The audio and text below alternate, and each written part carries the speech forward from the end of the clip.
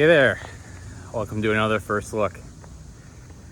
You know, if you had kids or grandkids in the 90s, you may remember a show called Where in the World is Carmen Sandiego?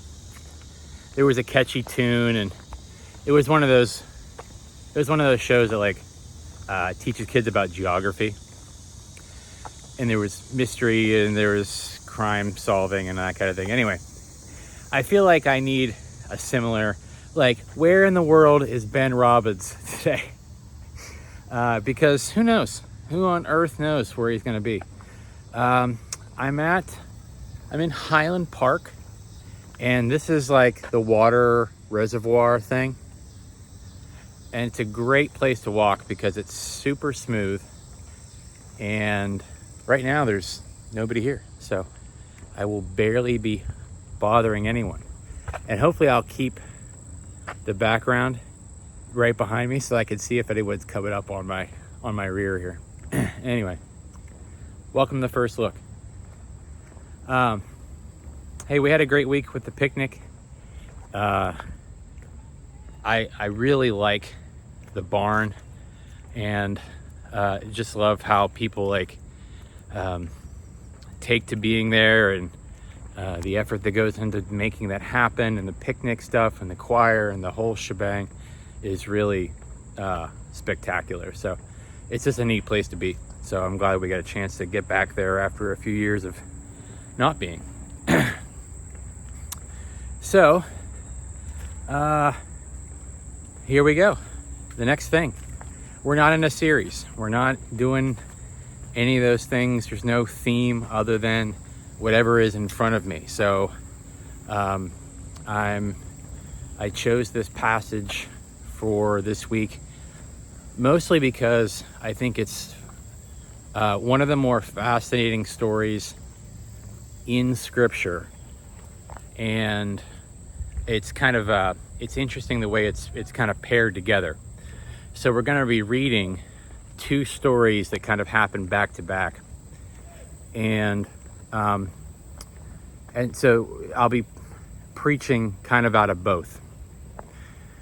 So this is the beginning of Exodus, and in some ways you can kind of see it as an extension of some of what I've been doing over the last couple of weeks.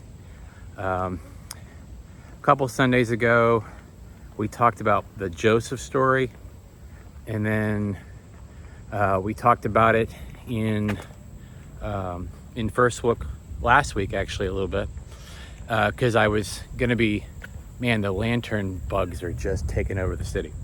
Anyway, I talked about it on Wednesday at the summer series. They're attacking me.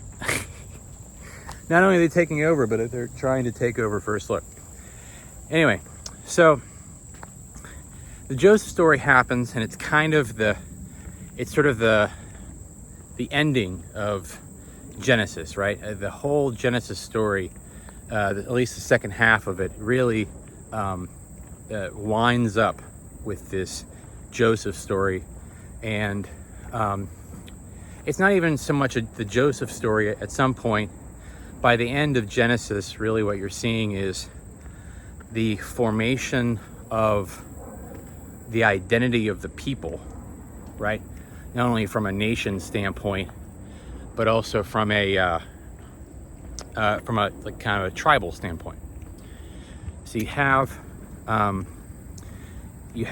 all the namesakes of the tribes of Israel represented there in the sons of Jacob, and then you have this. It kind of sets the stage for how all of that creates this national identity. And part of the story even kind of gives a sense of this is how each I'm not kidding, they are everywhere here, to the point where I might even move off of this little thing, or at least move away from it. Jeez.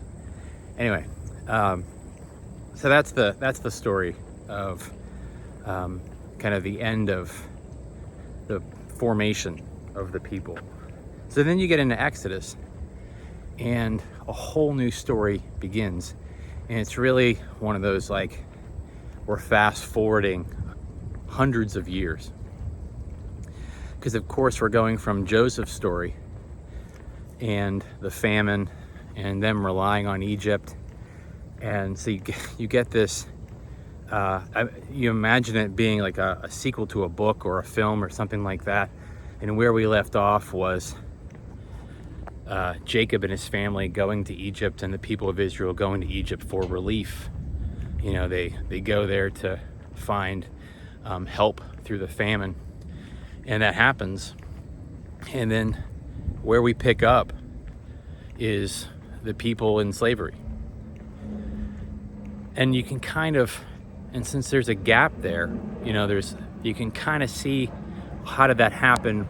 Well, it doesn't take a whole lot to imagine how that happened. But the scripture gives us a little bit of clues. It's kind of, I think what happens is, what it says, I think we're going to read it, is that basically there's a Pharaoh, and the Pharaoh knew Joseph. And then there was the next Pharaoh. And I think it says something like, and that Pharaoh didn't know or didn't care or whatever about what had previously happened. And so the legacy of Joseph and his family and legacy and everything didn't matter to this Pharaoh. And so what he sees is a weak population of people, smaller than his own, who he can take advantage of. And that's exactly what he does. And so that's what we see emerge here in this story. And so we have kind of the beginning of the hardship, of the, I guess you could call it the group memory and identity of the people, sort of in this story. And so it starts describing some of that, but then it moves into these stories of resistance. And that's where we're going to be concentrating here for this week, are these two stories of resistance.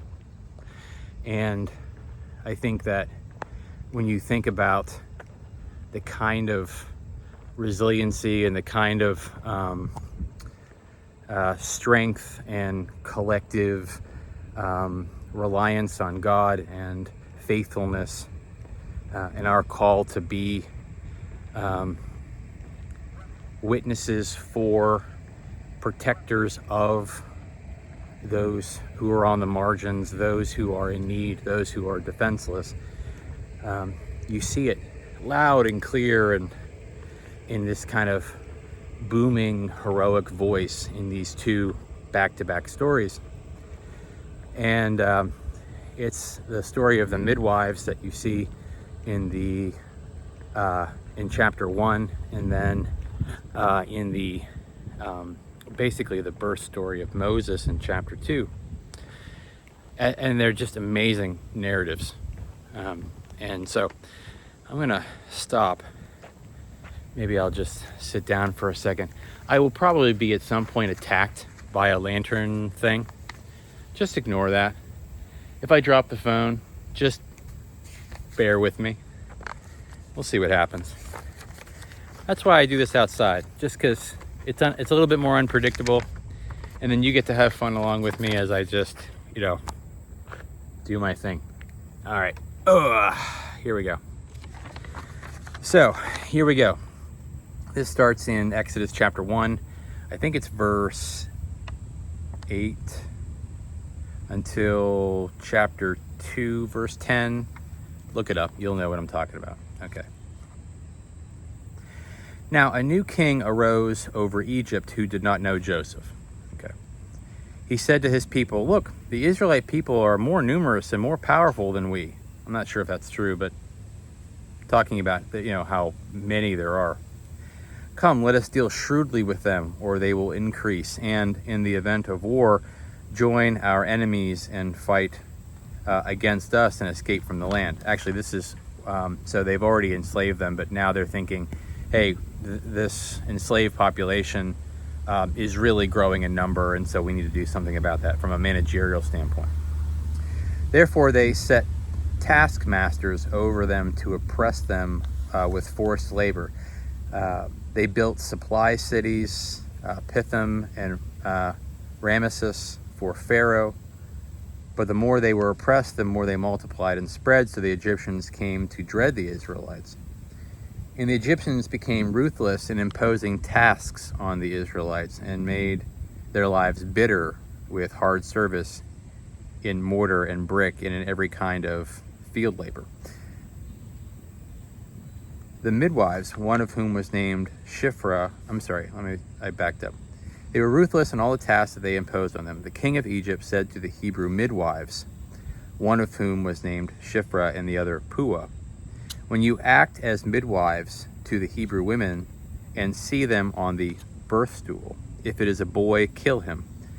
But if it is a girl, she shall live. But the midwives feared God, and they did not do as the king of Egypt commanded them, but they let the boys live. So the king of Egypt summoned the midwives and said to them, why have you done this and allowed the boys to live? And the midwives said to Pharaoh, because the Hebrew women are not like the Egyptian women. They are vigorous and give birth before the midwife comes to them. So God dealt with the midwives, and the people multiplied and became very strong. And because the midwives feared God, he gave them families. And then the Pharaoh commanded all of his people, every boy that is born to the Hebrews you shall throw into the Nile, but you shall let every girl live. Now a man from the house of Levi went and married a Levite woman. The woman conceived and bore a son, and when she saw that he was a fine baby, she hid him for 3 months. When she could hide him no longer, she got a papyrus basket for him and plastered it with bitumen and pitch, and she put the child in it and placed it among the reeds on the bank of the river. His sister stood at a distance to see what would happen to him. The daughter of Pharaoh came down to bathe at the river while her attendants walked. See, I told you. Let's see, where was I? Pre-attack. Down to bathe at the river while her attendants walked beside the river. She saw the basket among the reeds and sent her maid to bring it. When she opened it, she saw the child. He was crying, and she took pity on him.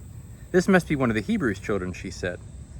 Then his sister said to Pharaoh's sister, shall I go and get you a nurse from the Hebrew women to nurse this child for you? And Pharaoh's daughter said to her, yes. So the girl went and called the child's mother. Pharaoh's daughter said to her, take this child and nurse it for me, and I will give you wages. So the woman took the child and nursed it. When the child grew up, she brought him to Pharaoh's daughter, and she took him as her son. She named him Moses, because she said, I drew him up out of the water.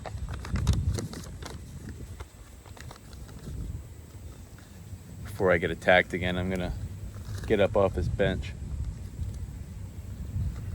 The first story, the Shiphrah and Puah story, I'm fairly certain I have preached on. And it is by far one of my favorite stories. I love the daring of it. I love that one that has this, the two women as the heroes in the story, which, as we know, it was relatively rare in Scripture, or certainly in that world, in the world that they lived in, for you to have heroines. And I think one of the reasons why I try to make sure that not only are we taking that out of Scripture and really paying attention to it, but why I think Scripture tells these stories is that it's another one of those things that we can point at as people of faith where God is doing something, God is paying attention to something, God is lifting something up that the culture at the time didn't do. Because these two people would not have had the place in society or the power or the pedigree or any of those things to be those that would normally be paid attention to, certainly not in the way that this story depicts.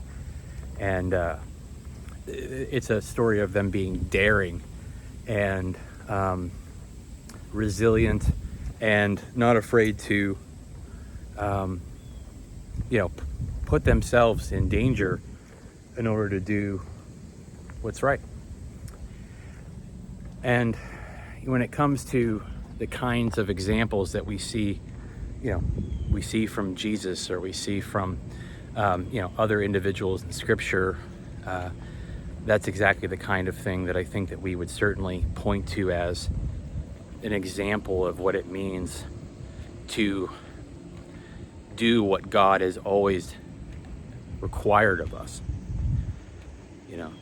That's the justice element of, and the selfless kind of attitude that I think we always associate with Jesus, and rightly so. And that's what we see in this story, and I think it's always one of those things that I like to point to, and I draw a lot of inspiration from.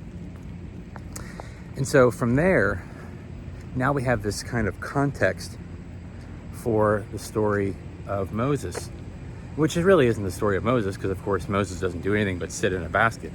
It's the story of other resilient women doing what resilient women do, which is find a way to survive, find a way to care for the defenseless, find a way towards a more just world. And much like Puah and Shiphrah before them, a little deception was required. And I think that you and I are certainly, we see the kind of the righteousness of that. I mean, that's not hard to look at. Most righteous acts take some sort of, especially when it's done against overwhelming power or overwhelming odds or overwhelming violence, usually takes some level of deception.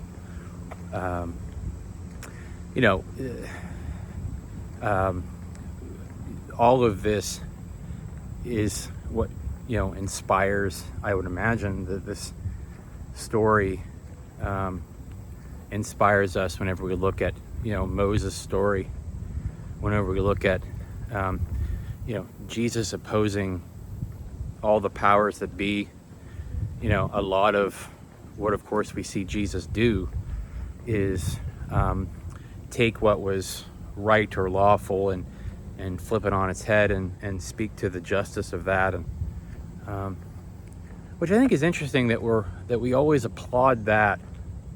We applaud the efforts of Jesus, but we are very often, I think, hesitant to do that in a modern context. We want people to be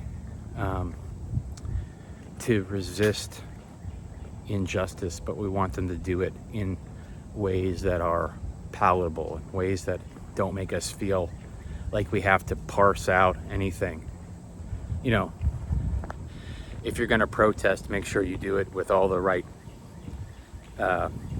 laws being kept, or permits or whatever. And I understand the mentality around that, but I think it's also, no one got a permit for the Boston Tea Party. No one got a permit to create the Underground Railroad. It was just wrong. And so, they were willing to fight, what was wrong. So it's, I think resistance, especially in the face of overwhelming odds or overwhelming power, is one of those things that we applaud, I think, when everything, or either with some distance, geographical distance or chronological distance, but also we applaud whenever it feels like to us that there's no gray area.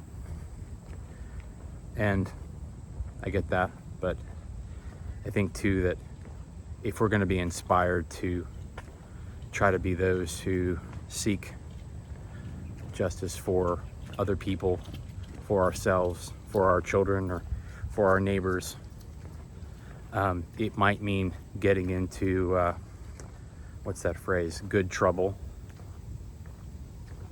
It might mean that. I don't know. But the story, I think it lends itself to us trying to imagine what that looks like for us in the everyday. Because some of us, I think, might be inclined to march for something, or to write a letter to something, or to call our congressperson, or to engage in a kind of civil unrest on a certain level. Maybe it's posting something on Facebook or something like that, but it could also be something that's more organized or activist in that way. But not all of us. That's not always everyone's cup of tea, and that's fine. I get that part too.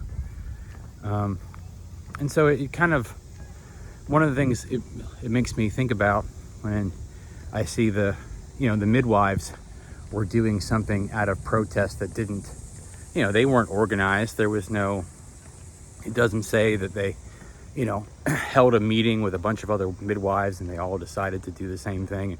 They picketed, or they rioted, or they held up signs, or any of those things. And certainly the moment of resistance that we see in the mother of Moses and the sister of Moses, who they didn't do anything violent, they didn't do anything that was physically harmful to anyone, they didn't destroy anything, they just kind of made their way. They kind of figured out how they were going to be those people in that moment. And I think that all of us, regardless of kind of where we find ourselves in life, may be in that position on kind of a day-to-day, one-on-one kind of basis.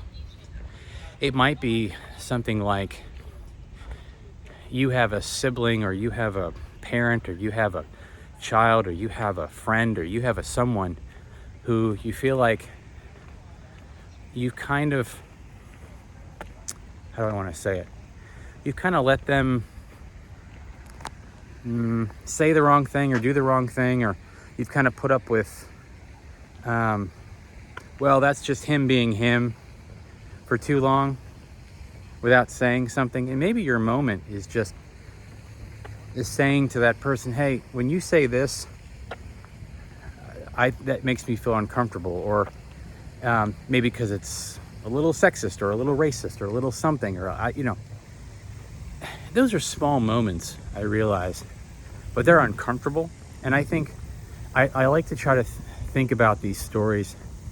You can think about them in big macro kind of ways, like social activism, and that's important, and I certainly, I get that element of it. But I think that most of the time, day to day, what we're actually dealing with is a kind of individual accountability for each other that sometimes we neglect, or sometimes we put off, or try to be polite about. And I think that's one of those things that kind of gets to the heart of, relationships. So here's what I'm trying to say.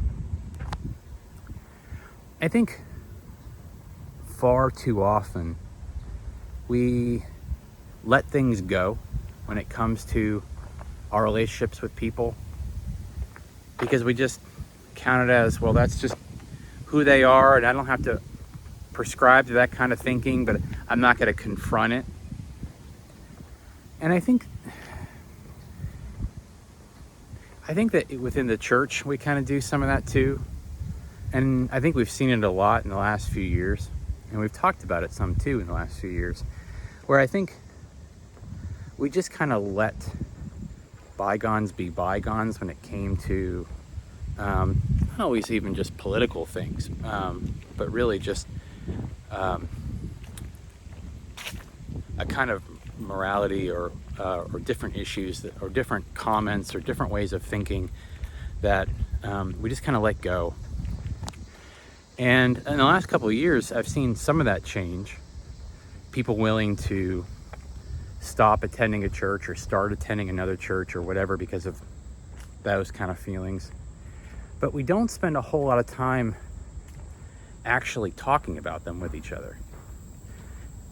Or when we do, we, I don't know, maybe we don't talk about them in a way that really affects or sort of looks at the emotions of them, makes them personal.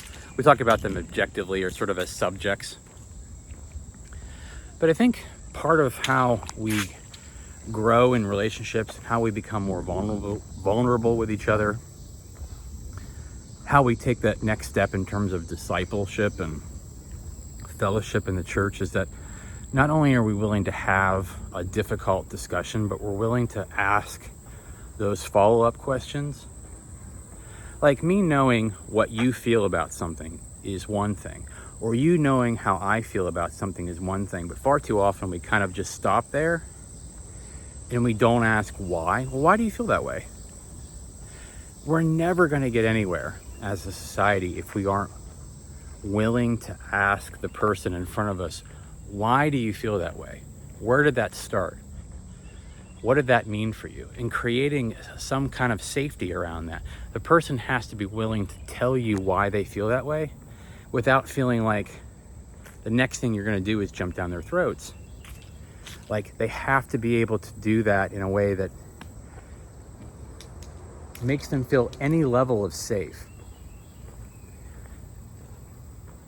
And that takes time, and that takes really being vulnerable and really risking something. But I think that's what this scripture is trying to show us. What we have to risk in order to be faithful. And it's just something to think about. All right, that's what I got for today. That's what I'm thinking about. Here's the reservoir. I don't know how many lantern bugs you saw, but I saw about 25,000. It's funny that we're talking about Moses, and I feel like that's the locust that I just saw. Anyway, thanks for being you. Thanks for doing all this with me. Thanks for taking a little walk with me again. And I will see you next time for another First Look. Take care, y'all.